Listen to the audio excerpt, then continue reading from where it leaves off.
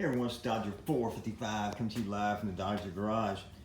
And you're saying to yourself, Dodger, what are we looking at here? Why are we looking at what looks like a tree stump? Well, among some of the other things I do, I make tables. And this piece of wood came out of my tree that we cut down over at Jeep and John in Tandem Remax 100's house. They had a bunch of these. And we're not really sure what kind of tree this was. We thought maybe it was a mulberry. We're not really sure. It doesn't really look like one.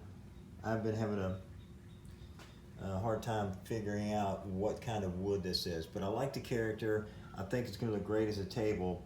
I cut this pretty thin compared to some of the other tables I made, which is kind of a gamble because some of these cracks in here, they can go all the way through and then your table could just snap off. And also I'm having trouble with keeping it perfectly flat. So once I routed it all off and got it all smooth on both sides and got the stump even, or the slab I might say, it still wanted to do a little cupping in here, so I've got a couple of high spots. If I take any more wood out of it, I don't think that's going to help. I think it's going to continue to move.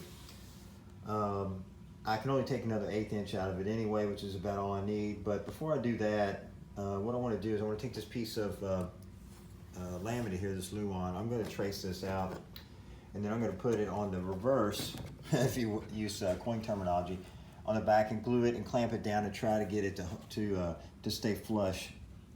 And then we'll see how that turns out. If not, then I've got a little bit more I can take out with the router to make it flat.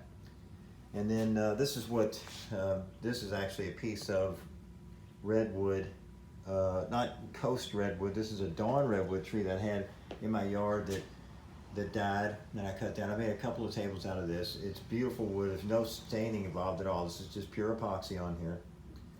The last table I made is pretty thin, and it actually separated, so I'm using a thicker slab. Now, I haven't sanded all the bottom off. You see that's a pretty fresh pour there with all the little bubbles on the bottom.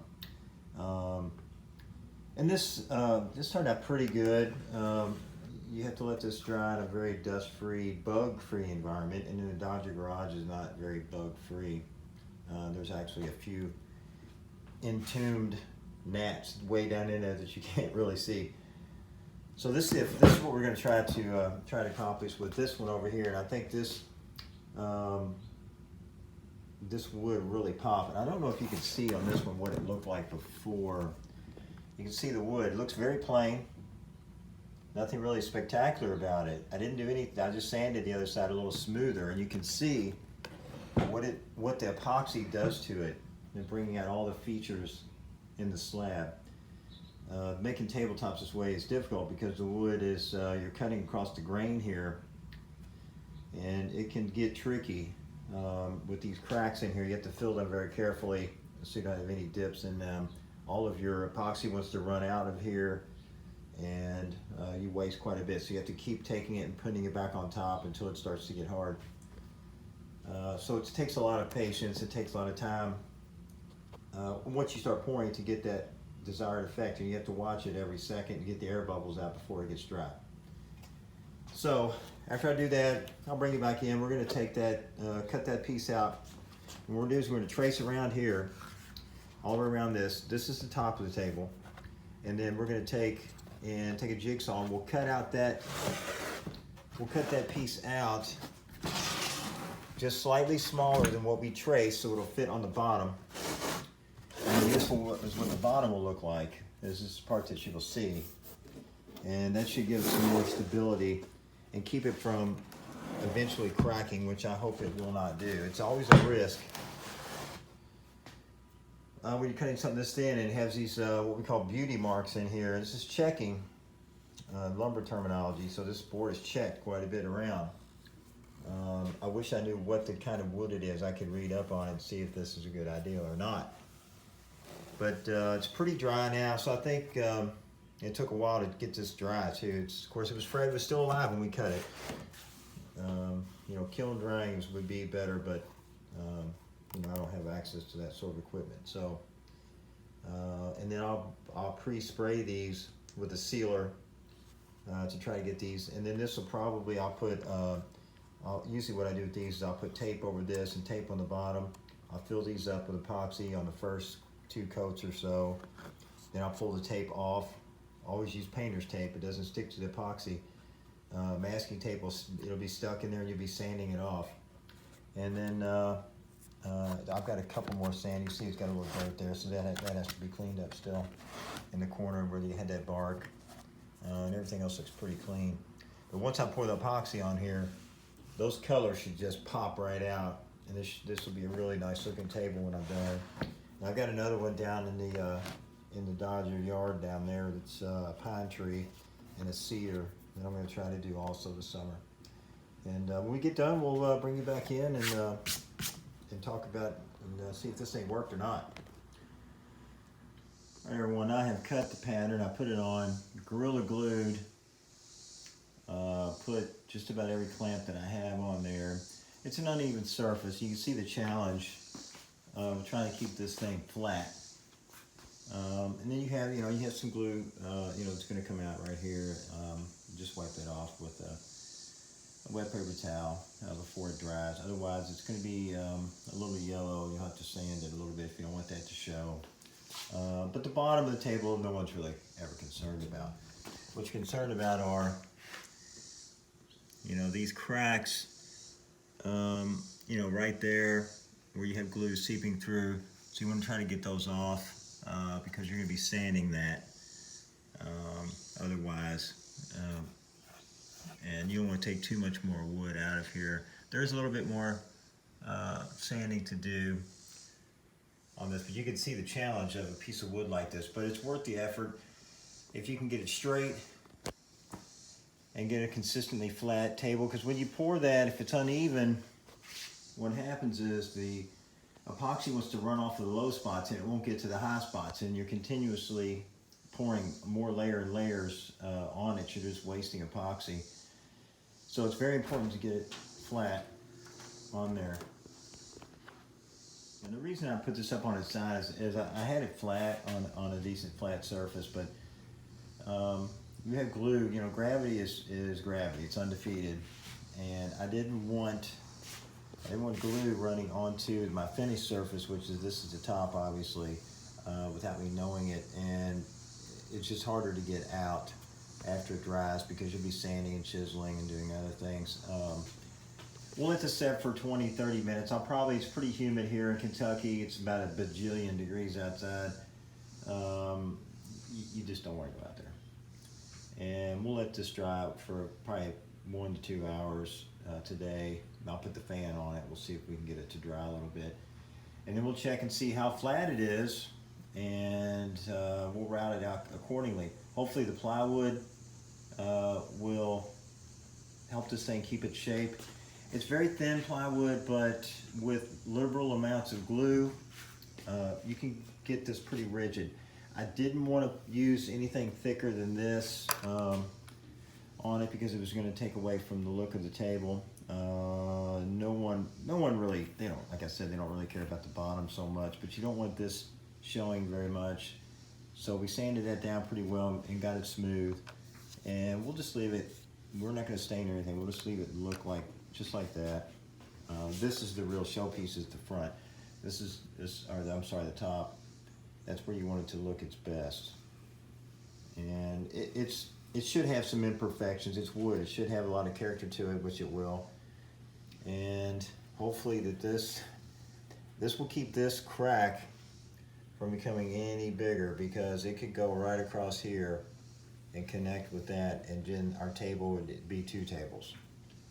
And it won't stand up with 2 legs on it.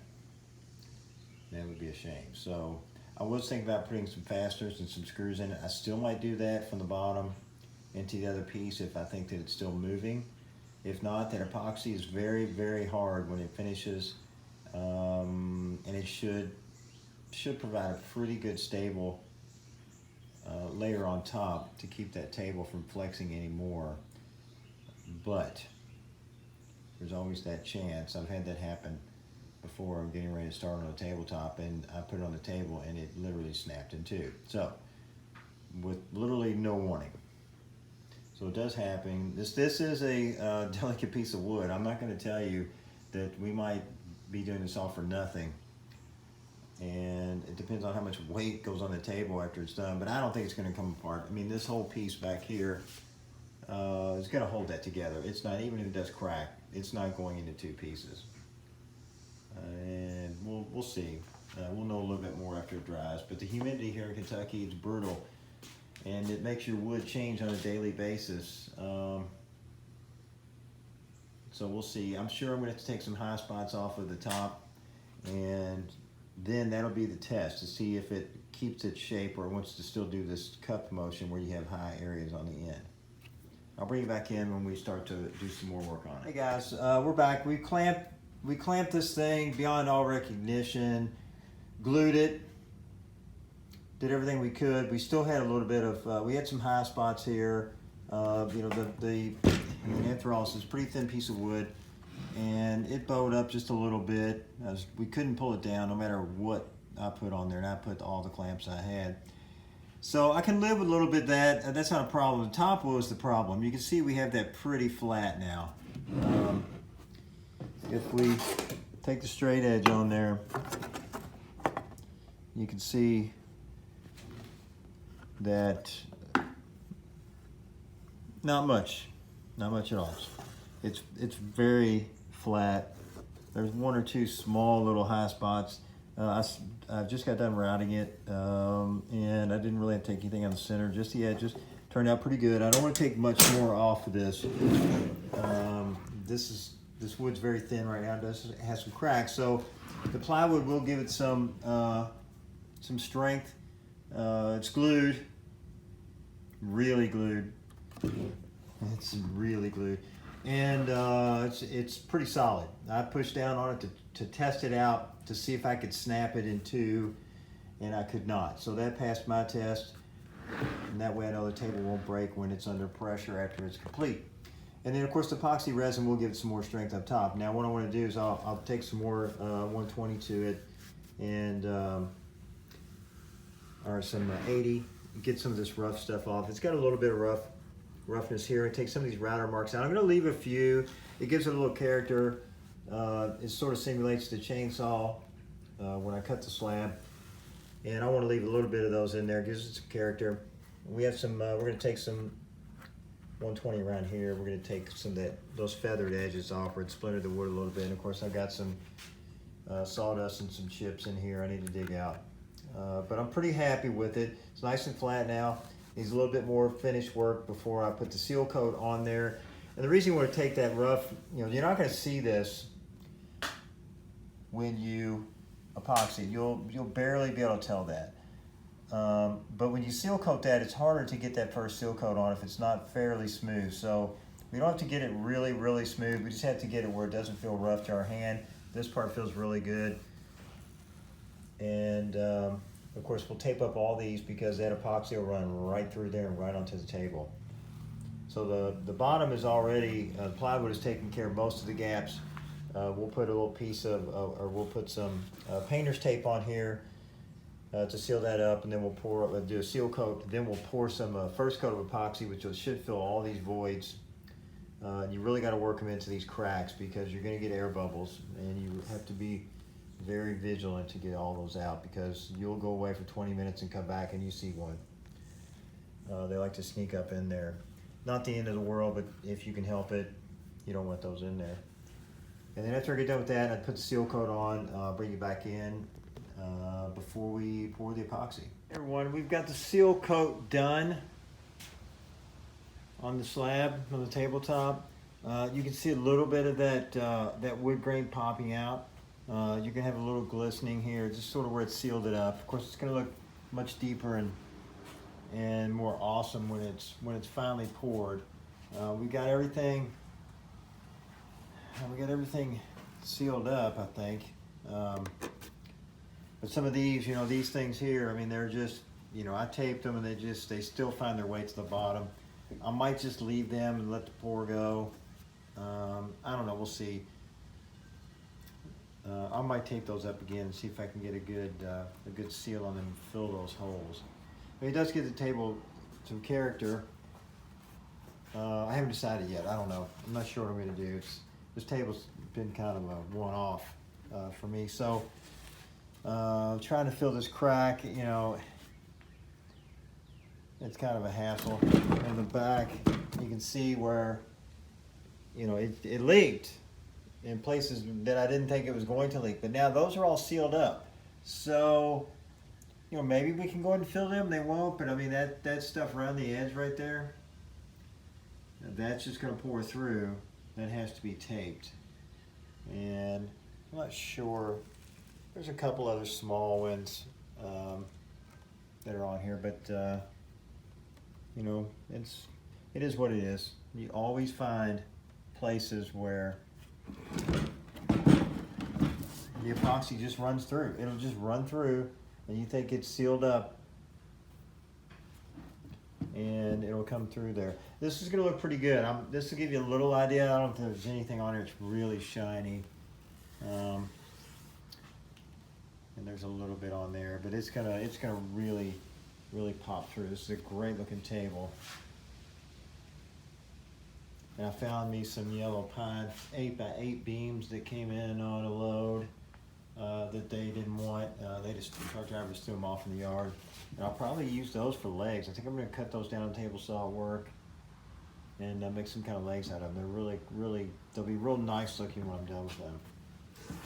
Okay, after we pour the epoxy, we'll bring you back in. All right, guys, we're done with the seal coat, and we have put the second to the last coat on here. This coat here is basically just to fill all these cracks, which I still have some sort of leak in the bottom. I saw it dripping out of there, even though I thought it was sealed up. That's a problem when you have pores like this, where you have a bunch of imperfections in it, and these cracks, they can find their way down, and you still think you have them sealed up, and you don't. This one's close.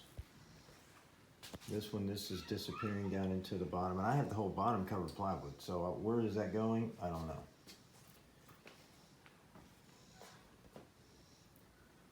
That crack filled pretty nicely. Just have to wait for the air bubbles. And when you're getting air bubbles out, it's carbon dioxide that pops them, not heat. When you put a torch on this, you can't put it on, you just have to stand back with it, just barely get it warm to get rid of those air bubbles. But just breathing on it, so there's an air bubble right there. Going. Just go around and breathe on them. Carbon dioxide gets rid of those bubbles. You don't need to get your torch out unless it starts to settle and you see an air bubble. There's one right there. Breathe on it, it's gone. And once that happens, you can use your torch to sort of melt the epoxy a little bit. It'll get rid of that bubble, and you know, if you get a bug stuck in there or something like that, you can get it out. It's not the end of the world. And you can use your torch to sort of let that epoxy lay back down if it starts to get hard and you have some something you want to fix. It's not the end of the world. Even if you have to sand on it, we'll get rid of that bubble. Once you sand on it, it sort of turns white, but once you pour more epoxy on top of it, you don't see it anymore, it's gone. So you can sand on this a little bit. A couple areas like right here where I'll pull this off, this will be flat under there. And if you have if you don't care how much epoxy you use, you can just let it run over and it'll be round and smooth. But this table's all about being natural looking. I like all the imperfections in it. I like, where the tree was starting to die here. That goes all the way through the grain. You're not getting that out. It adds character to it. And you can see all the different rings where the years that it had lots of rain and years where it didn't have so much rain. And that's why this table, it's not going in a museum. It's just going to be a slab of wood that I cut out of my daughter's yard, and we're going to put some legs on it and put epoxy on it and just do, that with it. Don't worry about having all these cracks and other things in it. It gives the table character, I think. It's not a showpiece. It's just something I made in my garage. All right, guys, once we get the final coat on, I will bring you back. I hope it's just one more coat. We'll take a look at it then. Hey, everyone. This is the final product here. Let's see if we can zoom in. You can see how those how those checks and cracks, how they turned out when you fill it with a little patience and determination. You can get them to look pretty good. You know, this area after the tape came off, of course, we sanded it, but as you can see, you can see through there, which is, you know, the look that we really want. You know, there's a couple other ones. So you know, it looks like it was just poured with right over top of it. We know there's a lot more work that went into it, but it's definitely worth the effort. I wouldn't recommend it. It takes a lot more steps if you find just a better piece of wood. But you know, this was out of Jeep and John and Tana Remax 100 yard, so I wanted to spend some time on it. I really wanted to make this work, and it turned out pretty good. It's still a little wet. I poured this 9 hours ago, and it's you can actually touch it, but I'm not going to. It's just a little sort of tacky right now. And some of these areas, they're just a nightmare to try to do. But it certainly makes the table look good when you're finished. But that wood really, that grain popped out. I'm pretty happy with it. I just had to pick out some legs to put on there. And I'll probably leave that up to the wife or the daughter. And they'll find something that they like on there. We'll put it on there. So all in all, I don't know how many hours I have in this. It's probably, I don't know, 30, something like that. Maybe not that many. Just a little sanding, a little routing, a lot of taping, and it was also a lot of fun. If you did like this video, please like, share, and subscribe. You know what to do. Hit the notifications. And remember, in this case, the search does continue. It continues for some more awesome pieces of wood that I can make another table out of. Thanks for watching.